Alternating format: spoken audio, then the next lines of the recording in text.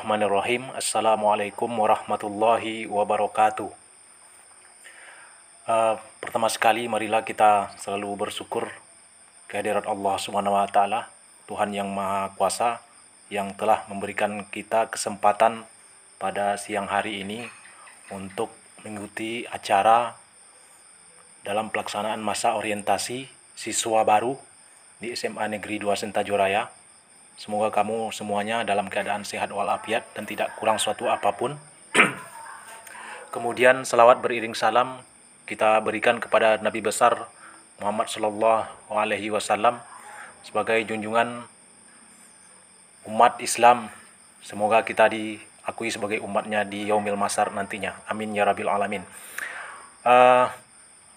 Pertama sekali, terima kasih atas kehadiran Ananda sekalian, Anda pada sesi yang terakhir ini yang akan membahas tentang kurikulum SMA, di mana kurikulum SMA ini merupakan hal yang patut dan harus kamu ketahui, karena mulai pada hari ini ataupun hari kemarin kamu sudah tercatat atau terpilih atau juga terdaftar menjadi siswa SMA Negeri 2 Sentajoraya, sehingga apapun mengenai kurikulum pelajaran, hal-hal mengenai SMA itu sepatutnya lah kamu mengetahui. Oleh karena itu, dengan tidak memanjangkan mukadimah, Bapak Petrawadi SPD MSI selaku yang akan menyampaikan kurikulum SMA kepada kamu sekalian, mengharapkan kamu dapat memperhatikan hal-hal yang berhubungan dengan pembelajaran dan kurikulum di SMA Negeri 2 Sentajoraya ini nantinya. Pertama sekali, tentang kurikulum. Mungkin kamu sudah sering mendengar kata-kata kurikulum. Secara pengertian, kurikulum merupakan seperangkat rencana dan pengaturan mengenai tujuan, isi, dan bahan pelajaran serta cara yang digunakan sebagai pedoman penyelenggara kegiatan pembelajaran untuk mencapai tujuan pendidikan tertentu. Itu kurikulum secara pengertiannya. Kemudian kamu juga mungkin sudah sering mendengar kurikulum 2013. Di mana kurikulum 2013 tersebut merupakan langkah lanjutan pengembangan kurikulum berbasis kompetensi atau yang dulu dikenal dengan KBK, yang dirintis atau dirilis tahun 2004, dan juga KTSP tahun 2006, di mana keduanya itu mencakup kompetensi sikap, pengetahuan, dan keterampilan. Kemudian KTSP sendiri merupakan kurikulum operasional yang disusun dan dilaksanakan oleh masing-masing satuan pendidikan. Nah, untuk kamu ketahui, kepanjangan dari KTSP itu adalah kurikulum tingkat satuan pendidikan. Satuan pendidikan kita adalah SMA Negeri 2 Sentajoraya. Berarti kurikulum tingkat satuan pendidikan SMA Negeri 2 Sentajoraya. Pengembangannya harus berdasarkan satuan pendidikan, potensi daerah, atau karakteristik daerah, sosial budaya masyarakat setempat, dan peserta didik. Itu tentang kurikulum. Kemudian Badan Standar Nasional Pendidikan Nasional ada menyampaikan kondisi ideal 4 SNP berdasarkan indikator mutu. SNP itu Standar Nasional Pendidikan. Jadi ada 4 standar nasional pendidikan untuk menentukan atau menjadi indikator mutu suatu pendidikan. Yang pertama, standar kompetensi lulusan, di mana lulusan harus memiliki kompetensi di bidang sikap, dimensi sikap. Lulusan harus memiliki kompetensi pada dimensi pengetahuan, dan lulusan harus memiliki kompetensi pada dimensi keterampilan. Kemudian standar yang kedua disebut dengan standar isi. Standar isi ini berisi perangkat pembelajaran yang sesuai dengan rumusan kompetensi lulusan, kemudian kurikulum tingkat satuan pendidikan itu sendiri yang dikembangkan sesuai prosedur, dan juga pelaksanaan dari kurikulum tersebut yang juga harus sesuai dengan ketentuan yang berlaku. Itu yang disebut dengan standar isi. Kemudian ada standar proses. Standar proses ini nanti isinya antara lain perencanaan proses pembelajaran yang sesuai dengan ketentuan yang dilaksanakan oleh sekolah. Kemudian proses pembelajaran yang dilaksanakan dengan tepat sesuai dengan ketentuan juga yang berlaku. Kemudian pengawasan dan penilaian otentik dilakukan dalam proses pembelajaran. Ini maksudnya penilaian otentik itu adalah penilaian yang sesungguhnya, di mana nilai yang didapatkan oleh siswa itu adalah nilai yang sebenarnya murni dan tidak ada rekayasa, tidak ada unsur subjektif atau penilaian yang bersifat membawa perasaan dan dipengaruhi oleh apapun. Itu yang dimaksud dengan otentik di dalam proses pembelajaran. Itu standar yang ketiga atau standar proses. Kemudian standar yang keempat ada yang disebut dengan standar penilaian. Pada standar penilaian ini, itu mencakup aspek penilaian sesuai dengan ranah kompetensi. Ranah kompetensi ini maksudnya apa saja yang ingin dicapai oleh siswa itu, jadi seluruhnya itu mencakup di sana, harus ada penilaiannya. Apapun yang dilakukan ada nilainya, itu maksudnya. Kemudian teknik penilaian objektif dan akuntabel. Objektif maksudnya tidak ada unsur rekayasa, kemudian tidak ada unsur subjektif atau perasaan, dan akuntabel maksudnya itu adalah tercatat dengan baik dan benar sesuai dengan tata cara dan peraturan yang digunakan untuk penilaian tersebut. Kemudian penilaian pendidikan yang dapat ditindaklanjuti. Kemudian instrumen penilaian menyesuaikan aspek. Ini instrumen penilaian maksudnya apa-apa saja yang dinilai itu harus mencakup sesuai dengan aspek-aspek yang dinilai itu sendiri. Kemudian penilaian dilakukan mengikuti prosedur yang berlaku.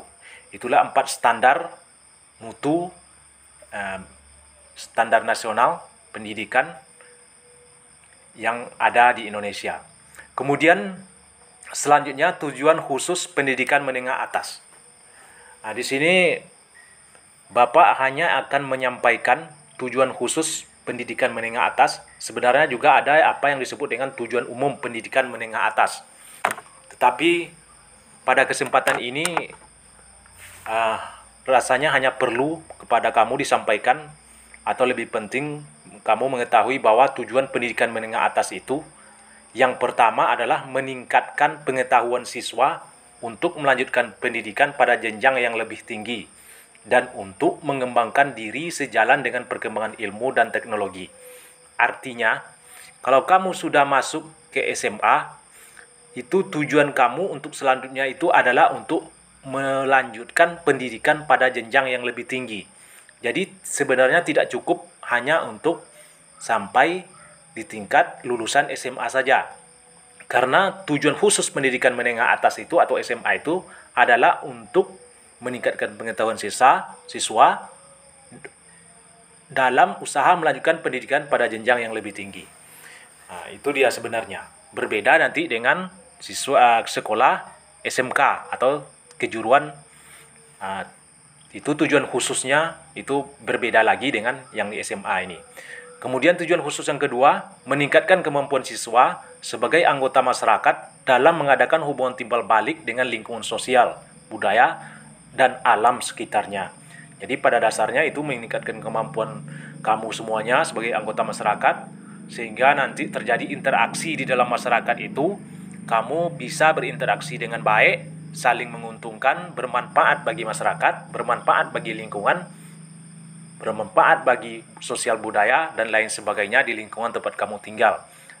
Intinya, kamu tinggal di dalam lingkungan masyarakat, kamu sudah ada bekal untuk bergaul dengan lingkungan sekitar kamu. Itu maksud dari yang kedua, tujuan khusus pendidikan menengah atas tersebut.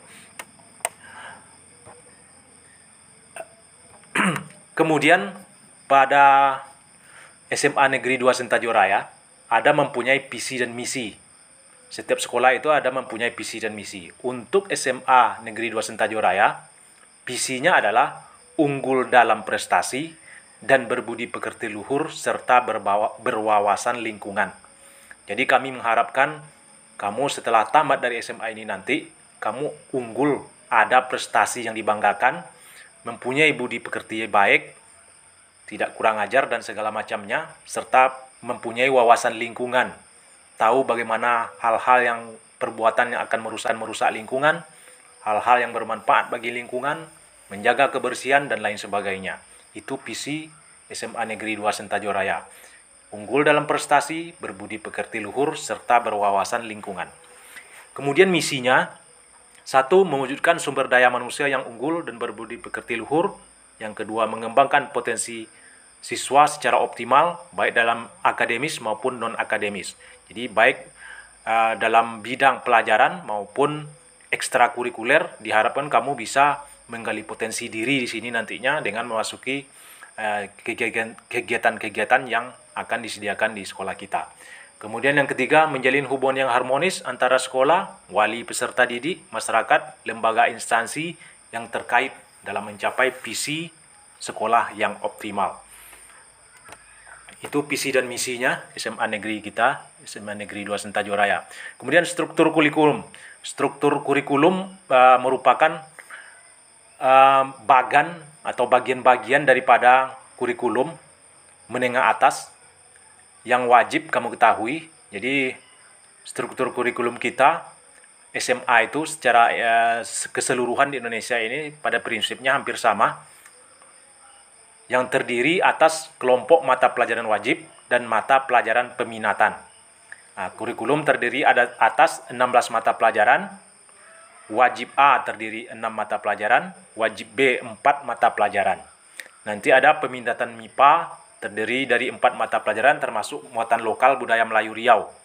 Kemudian pilihan lintas minat 2 mata pelajaran yang dapat dipilih dari 3 mata pelajaran yang tersedia pada kelas 10.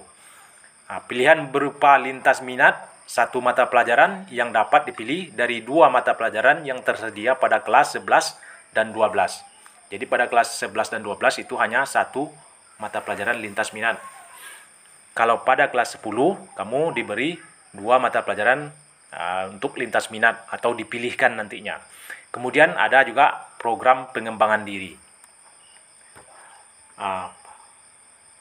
Berikut ini merupakan struktur kurikulum peminatan IPA.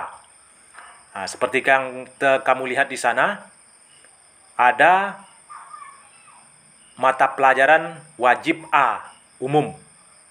Kemudian di kanannya ada kelas 10, 11, dan 12. Kamu lihat mata pelajaran wajib A itu terdiri daripada agama dan budi pekerti, PPKN, kemudian bahasa Indonesia, bahasa Inggris, matematika, sejarah Indonesia. Jadi ada 6 mata pelajaran wajib umum. Nah, itu secara keseluruhan se-Indonesia itu sama, wajib umum itu sama. Nah, untuk setiap kelas itu berbeda dia jam pelajarannya itu pada setiap minggunya. Kalau agama dan budi pekerti ada 3, mulai dari kelas 10 sampai 12, 3 jam pelajaran seminggu. PKN 2, bahasa Indonesia 4, bahasa Inggris 2, matematika 4, sejarah Indonesia 2. Nah, itu dari kelas 10 sampai kelas 12 sama semuanya untuk mata pelajaran wajib umum ini, wajib A ini. Kemudian ada mata pelajaran wajib B. Itu terdiri dari seni budaya, penjas olahraga kesehatan, prakarya dan kewirausahaan, serta budaya Melayu Riau. Jadi mata pelajaran wajib B ini sebenarnya adalah wajib bagi sekolah SMA yang ada di Riau. Nah, jadi yang wajib sekolah yang ada di Riau itu seni budaya, penjas olahraga kesehatan, prakarya dan kewirausahaan, budaya Melayu Riau. Mungkin di provinsi lain yang nomor 10 ini terutama tentu tidak akan ada.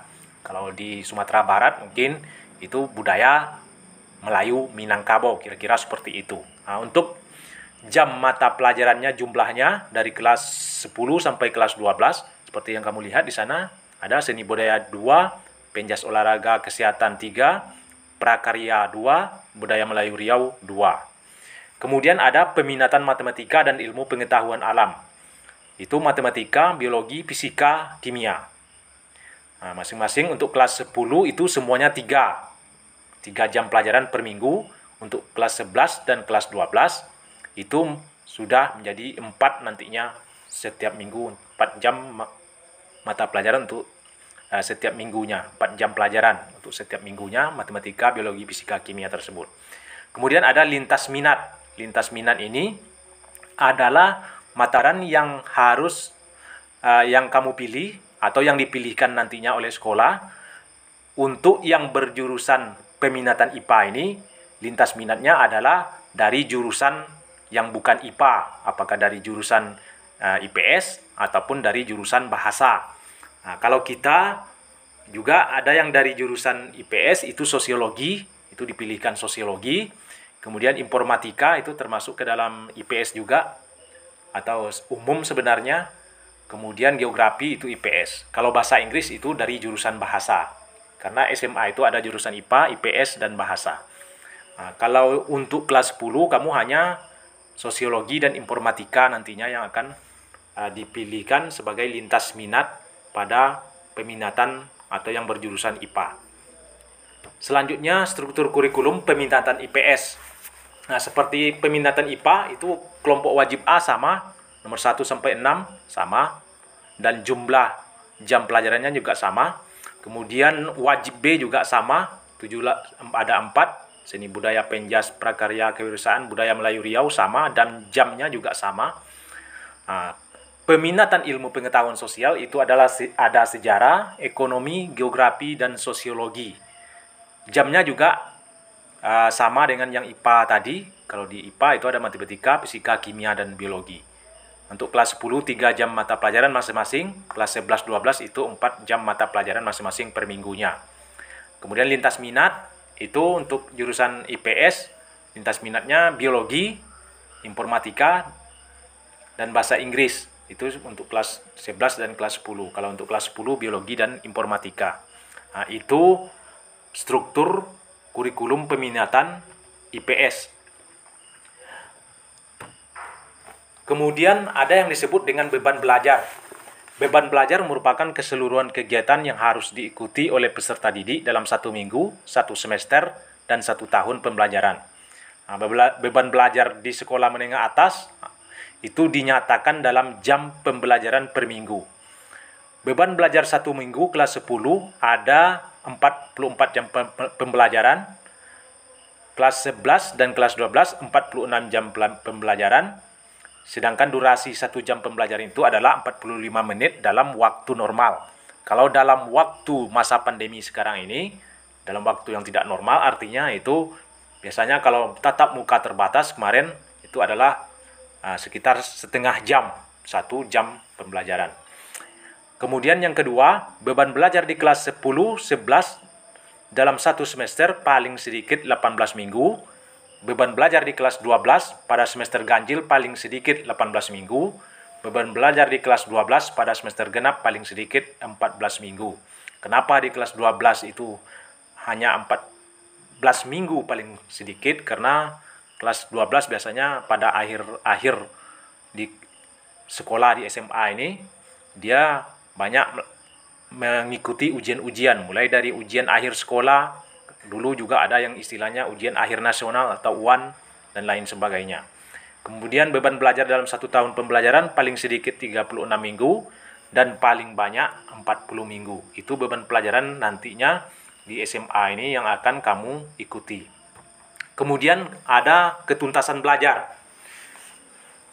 Pada SMA Negeri 2 Sentajo Raya memakai kriteria ketuntasan minimal atau yang disebut dengan KKM, Satuan Pendidikan.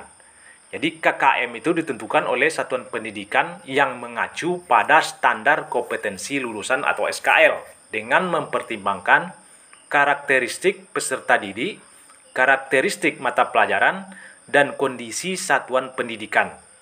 Nah, KKM ini dirumuskan setidaknya dengan memperhatikan 3 aspek, yaitu kompleksitas materi atau kompetensi, intake atau kualitas peserta didik, serta daya dukung atau guru satuan pendidikan.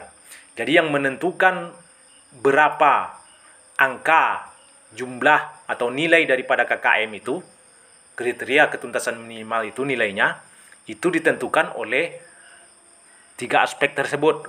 Yang pertama kompleksitas materi. Kompleksitas di sini maksudnya adalah apakah pelajaran itu sangat kompleks sehingga menjadi rumit untuk dipelajari atau tergolong rumit atau tidak. Kemudian intake, kualitas peserta didik. Apakah peserta didiknya mempunyai daya serap yang baik atau tidak. Nah, itu sangat mempengaruhi KKM. Kemudian juga daya dukung lingkungan atau satuan pendidikan. Daya dukung di sini apakah peralatan cukup, sumber-sumber belajar cukup, atau gurunya memadai sesuai dengan jurusannya untuk mengajar suatu pelajaran atau tidak. Nah, itu merupakan juga hal yang menentukan berapa angka atau nilai kriteria ketuntasan minimal dalam suatu sekolah. Jadi KKM Satuan Pendidikan di SMA Negeri 2 Sentajo Raya untuk tahun pelajaran 2021-2022 ini adalah 75. Nanti berarti yang di bawah 75, kalau 70 misalnya nilainya berarti tidak tuntas pembelajarannya dan harus diremedial. Jadi ada istilah remedial. Nah, jadi remedial itu pada hakikatnya adalah pemberian bantuan bagi peserta didik yang mengalami kesulitan atau kelambatan dalam belajar. Remedial merupakan pembelajaran yang diperuntukkan bagi peserta didik yang belum mencapai KKM dalam satu KD tertentu atau dalam satu kompetisi dasar tertentu. Nah, pembelajaran remedial diberikan segera setelah peserta didik diketahui belum mencapai KKM yang dilakukan pada jam biasa atau jam reguler. Nah, itu program remedial. Jadi nanti kalau pada saat ujian atau ulangan KD 1 misalnya, kompetensi dasar 1, kamu tidak lulus, di bawah standar nilainya, di bawah 75 misalnya, kamu bisa minta remedial untuk ujian kembali, tentu saja dengan syarat harus belajar dulu atau minta pengulangan pembelajaran yang tidak kamu mengerti. Itu yang disebut dengan remedial. Ini mengenai ketuntasan belajar. Selanjutnya kenaikan kelas. Untuk kenaikan kelas, peserta didik dinyatakan naik kelas yang menggunakan sistem paket itu apabila yang bersangkutan atau peserta didik tersebut pertama menyelesaikan seluruh program pembelajaran dalam 2 semester pada tahun pelajaran yang diikuti. Jadi setiap pembelajaran dalam 2 semester 1 tahun itu atau 2 semester itu selesai diikuti. Yang kedua, predikat sikap minimal baik, yaitu memenuhi indikator kompetensi sesuai dengan kriteria yang ditetapkan oleh satuan pendidikan. Jadi misalnya kriteria untuk sikap baik itu adalah misalnya 75 sampai 85 misalnya, itu adalah baik, maka nilai kamu harus mempunyai berada di rentang tersebut sehingga baru predikat sikap minimal baik itu dapat kamu penuhi. Jadi artinya kalau predikat sikap tidak baik atau buruk, artinya kamu bisa tidak naik kelas. Kemudian predikat kegiatan ekstrakurikuler wajib pendidikan kepramukaan minimal baik sesuai dengan kriteria yang ditetapkan oleh satuan pendidikan. Jadi pramuka merupakan ekstrakurikuler yang wajib secara nasional juga di SMA Negeri 2 Sentajo Raya. Jadi kalau kamu mengikuti kepramukaan itu harus dapat predikatnya minimal juga harus baik. Nah, itu mengenai ekstrakurikuler pramuka. Jadi kalau tidak baik artinya akan menyebabkan kamu bisa tidak naik kelas. Kemudian yang berikutnya, tidak memiliki lebih dari 2 mata pelajaran yang masing-masing capaian pengetahuan dan atau keterampilannya di bawah KKM. Artinya, kamu tidak boleh lebih dari 2 mata pelajaran yang nilainya baik pengetahuan maupun keterampilannya berada di bawah KKM. Kalau 2 masih bisa naik kelas, tetapi kalau sudah 3, 4, apalagi 5, artinya kamu tidak bisa lagi naik ke kelas berikutnya kalau nilainya sudah sebanyak itu di bawah nilai KKM. Nah, jadi hati-hati saja, maksimal hanya boleh nilai di bawah KKM itu baru bisa naik kelas itu hanya 2 mata pelajaran. Nah, pada semester ganjil atau semester genap. Nah, kemudian yang terakhir itu kehadiran minimal 80%. Nah, ini cukup menentukan kehadiran ini. Di SMA kita ini pada umumnya yang menyebabkan seorang peserta didik tidak naik itu adalah karena kehadiran yang sangat banyak, yang sangat kurang atau ketidakhadiran yang sangat banyak. Artinya kehadiran minimal 80% itu maksudnya kalau kita dalam satu semester itu masuk kelas normal atau daring 10 kali dalam satu mata pelajaran, artinya kamu harus tidak boleh masuk atau hanya boleh alfa atau tidak masuk ataupun izin hanya 2 kali. 8 kali kamu harus masuk. Kalau kita dalam satu mata pelajaran masuk 20 kali misalnya, maka artinya kamu hanya boleh tidak masuk maksimal 4 kali dan harus masuk minimal 16 kali. Nah, itulah kehadiran minimal 80% tersebut. Jadi baik masuk di saat jam pelajaran tertentu maupun masuk pada sekolah, itu kehadiran tetap harus minimal 80%. Jadi dua-duanya. Boleh saja kamu mungkin tidak pernah absen masuk ke sekolah pada saat kondisi normal, tetapi kamu sering cabut, artinya pada jam pelajaran kamu cabut itu, pada suatu saat itu tidak akan sampai 80% kehadiranmu. Maka itu akan menyebabkan nilai kamu bisa di bawah KKM. Nah, itu hal-hal yang mempengaruhi kamu bisa naik kelas atau tidak.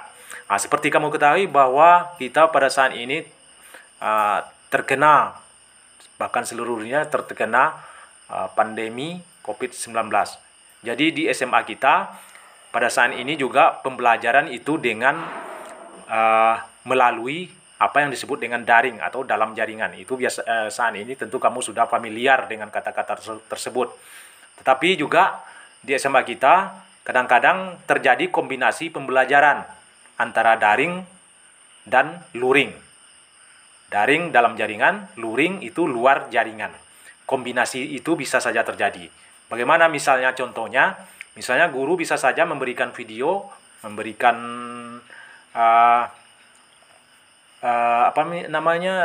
PPT ini, PowerPoint misalnya, melalui WA, itu artinya dalam jaringan, tetapi nanti guru bisa saja meminta tugas untuk dibuat di kertas atau di buku dan harus dikumpulkan ke sekolah melalui perwakilan secara langsung. Itu artinya di luar jaringan. Itu yang dimaksud dengan kombinasi antara daring dan luring. Jadi kamu harus bisa membiasakan hal tersebut nantinya, karena sewaktu-waktu kamu bisa saja dipanggil ke sekolah untuk hal-hal yang penting, yang sifatnya penting, yang berhubungan dengan proses pembelajaran di sekolah nantinya. Jadi tidak melulu melalui atau dalam jaringan saja. Sekiranya mungkin itu yang dapat Bapak sampaikan mengenai kurikulum yang pokok-pokok yang perlu kamu ketahui, apa saja yang kriteria ketuntasan minimal, kenaikan kelas, beban belajar, dan sebagainya. Adapun nanti kalau memang ada pertanyaan atau hal-hal yang lain dari materi yang disampaikan ini, atau PowerPoint yang kamu dapatkan, kamu bisa bertanya lagi selanjutnya kepada Bapak dalam waktu yang lain. Demikian, itu mungkin yang dapat Bapak sampaikan. Mohon maaf atas segala kekurangan. Bapak akhiri dengan mengucapkan wassalamualaikum warahmatullahi wabarakatuh.